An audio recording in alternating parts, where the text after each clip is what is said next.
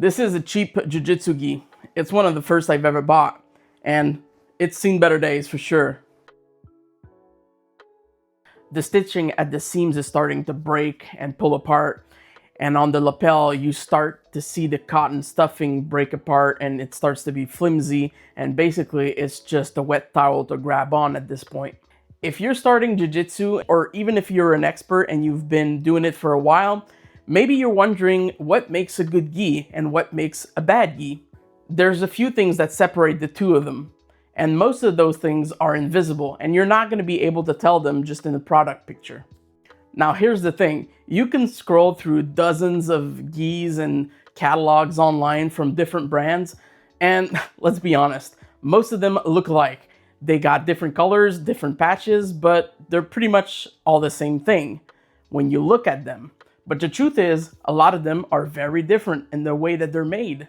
The thing that you can't see in that product picture is probably the very same thing that's gonna make your gi good in the long run or bad. It's gonna determine whether you can make just a few hundred rounds with it or a few thousand rounds. So instead of giving you a list of brands and models that you can go look at, I'm gonna walk you through what I think makes a good gi or a not so good gi. I'm gonna tell you the stuff that actually matters, the stuff that, quite honestly, most brands are not gonna tell you because it's easier just to sell you a graphic and something that looks good than to tell you the truth about how they choose to do their stitching. Now the jacket is where durability starts when we're talking about the BJJ gi. And the first thing that you're gonna notice when you pick up a gi is the fabric and how it's weaved. This is pearl weave. It's the standard in serious training gis for a reason. It's strong enough to handle grip fighting without being so heavy that you feel like you're dragging extra weight by the end of the round. Somewhere along the product description, you'll probably notice that there's a GSM in the description of the gi jacket. It's a measure that we use to know the weight of the textile of the fabric. It's actually more to do with the density of the fabric, which gives you an idea of the overall weight. Most gis are gonna land anywhere between 2 pounds for the very, very, very light ones to 4 or 5 pounds for the heavier double weave types.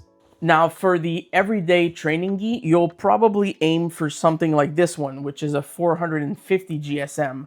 But I would say that anywhere between 400 to 500 GSM is going to be the sweet spot if you're training quite a bit. It's not a coincidence that the best sellers in the gi market are all in that 450 GSM range. It's a proven formula that works for longevity and that gives an adequate weight all around. There's a lot of different weaves on the market. There's the single weave, which is going to be used usually on lower end gis, which is a single pass. It's cheaper to produce, it's very light, but it's also the fastest to wear out. And then you got your more old school weaves, which are the double weaves and the gold weaves. These are going to be much thicker and looser, and they are going to range from anywhere from 600 to 1000 GSM. And those on the very heavy side can be just hung up stiff at the end of your arm. And then there's a whole bunch of other weaves with proprietary names. And to be honest with you, most of them just come down to some sort of variation of the pearl weave, which is really the gold standard nowadays. Obviously, the jacket is only half of the equation. The pants is where most companies are going to start saving money. And unfortunately, that's where you're going to feel it first. The reality is that thin cotton pants are probably not going to survive very long in a rigorous training environment like jiu-jitsu. The first things to go are always going to be the knees, the crotch, and the seams. Those are the 3 weakest points. And then you find yourself shopping for a whole new other gi 6 months later.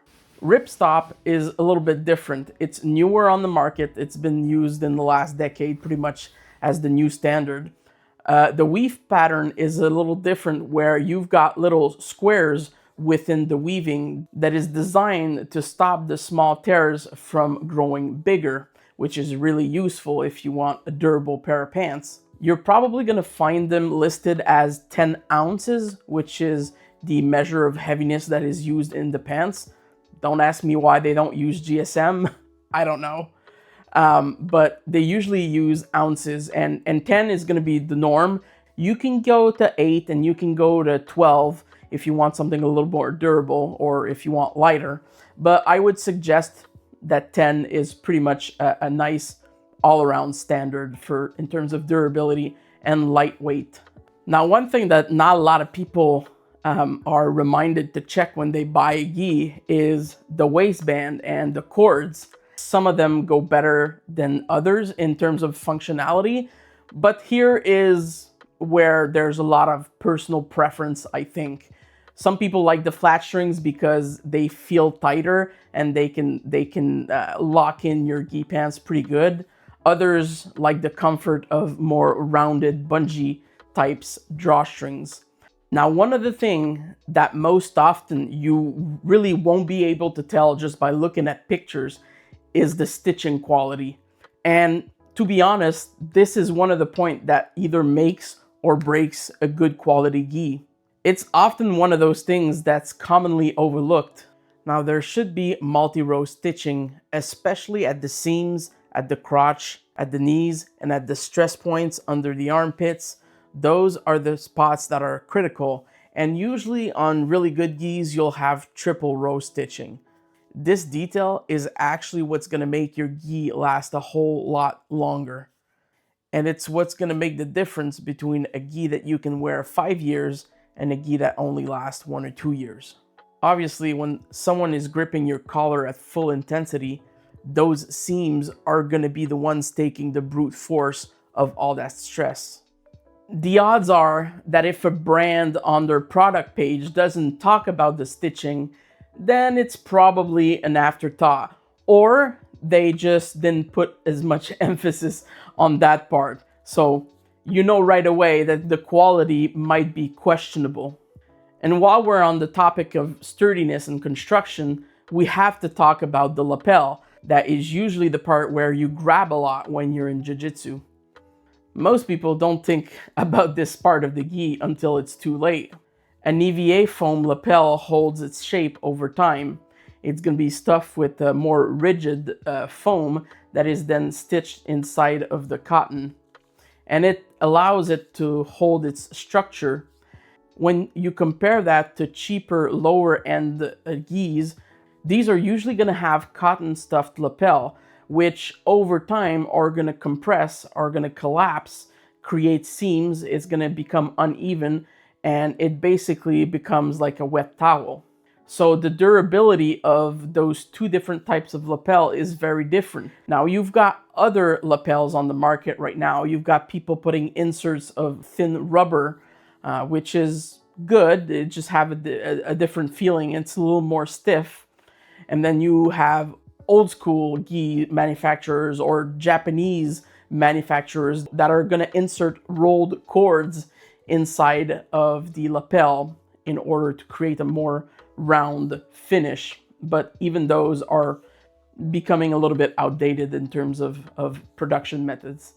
Now, this is a topic where a lot of the community in jiu-jitsu has a strong opinion, and people are not wrong on both sides of the equation. 100% cotton gis are still considered the go-to premium quality type standard in jiu-jitsu. And it's been that way for a good reason.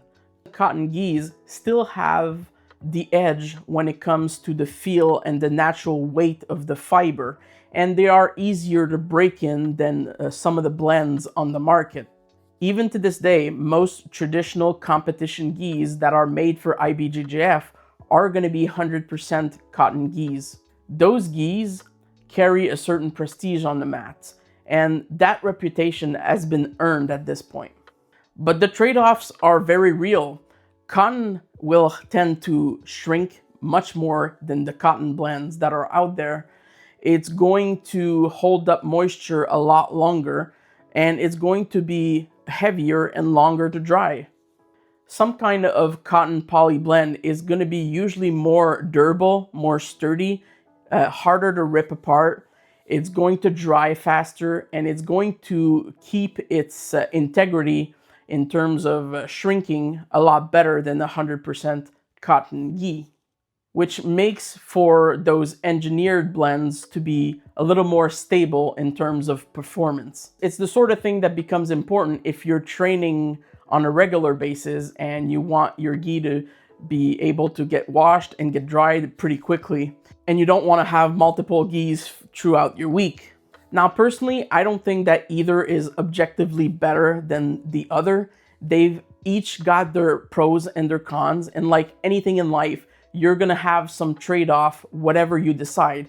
I think in the end, the important part is, what are you looking for? Are you looking for something steady to be your workhorse, or you're looking for a competition gi that's a little more prestigious, that's just gonna feel nicer on the skin? Either way, the most important part is that you're gonna wanna pick something that has been pre-shrunk, because you want the size that you pick on day one to be the size that it still is in 6 months. Now, definitely one of the more contentious part of picking a gi is usually the sizing. BJJ gis run in sizes from anywhere from A0 to A5.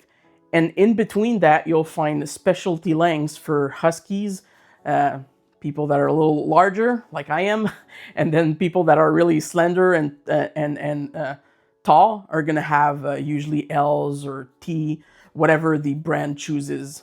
So there's in-between sizes in those. Nonetheless, the most important part, and the thing that you should be looking at when you're choosing your gi, is the sizing chart. Now, you're gonna be able to refer to actual measurements, not just willy-nilly wishful thinking. Even though they're never gonna be perfect, they're never gonna be 100%, because even within production runs, there's a little bit of variability, and it's important to have a chart, because an A2 from one brand is not necessarily going to be an A2 from another brand. And if you've been buying gis for a while, you're going to know this for a fact, because brands they all follow the same sizing tags, but they don't all follow the same standard. Now, you're going to want to make sure that the brand that you choose to buy from actually has some sort of exchange policy, because let's be honest, we've all ordered gis online, and one of the frustrating parts is usually when you receive it, you're really excited and it just doesn't fit you.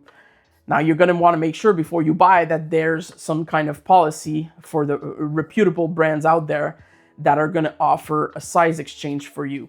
Obviously, a brand that makes exchanges easy for you is telling you something about how they want their customer experience to be. If there's any chance you'll ever compete in an IBJJF competition, even the local ones, then you absolutely need to make sure and check on the product sheet if it's IBJJF compliant, because the IBJJF actually has standards of its own, and manufacturers need to comply to those requirements if they want to be able to be worn during their competitions. There's requirements about color, sizing, GSM, all sorts of stuff that the manufacturers have to take into consideration when they are designing and fabricating those gis. Now, I will say this, it doesn't mean that the gi is necessarily better or worse than another one. It just means that it's compliant to those requirements. You can at least have the assurance that you should be able to wear it during those competitions. I'll be direct on this one. There's a lot of brands out there that are focusing on hype and trends and putting big stickers and big prints on all of their gis for all kinds of wild reasons. Personally, I don't find that attractive. I find that a good gi is going to be one that's going to age well. In all honesty, if it's your thing, then go for it, to each his own. But in my perspective, what I've found is that most of the time, a good traditional looking gi that is classic and that just looks good is gonna win the test of time, and it's gonna be something that I'm gonna wear in and day out of training. The number one advantage of a white or a blue gi that is more traditional and timeless in its essence is that it's going to be accepted in most of all academies, except maybe like the cult ones that make you buy their own gi. I'm not gonna name names. A good timeless design is a considerate design, and it's gonna age well, and you're gonna wear it often, and you're gonna be happy with it for a long time. I always like to compare it to jiu-jitsu itself. It's a long journey, and so your gear should reflect that reality. So let's put it all together. This is what an actual gi is gonna look like in reality. This is a 450 GSM pearl weave jacket.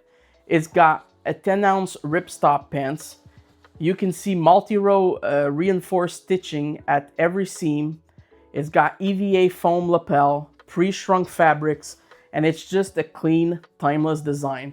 Something that's going to be able to withstand the pressure of time. Those are the exact specifications with which we designed our own heritage gi. Every decision that was made for this gi was made thinking about the practitioners and was made and designed so that it would be a durable, timeless piece of equipment. And if you just happen to be starting out in your jiu-jitsu journey, it comes with a white belt, so you get all that you need, no more, no less. Simple as that. Now there's one thing that's important to remember. There's a whole range of gi prices out there, and the best gi is not always the priciest one. What you want to be looking for is a gi that you're going to be able to wear in a year, 2 years, 3 years, that's going to hold up the test of time, and that's going to give you good value for what you paid for. You want something that was built the right way and not just something that looks good on a product page. Buy gear that respects the long game, because in the end, that's the only game that's worth playing. Forged under pressure, worn with honor. Join the movement, subscribe, and follow Stonebelt.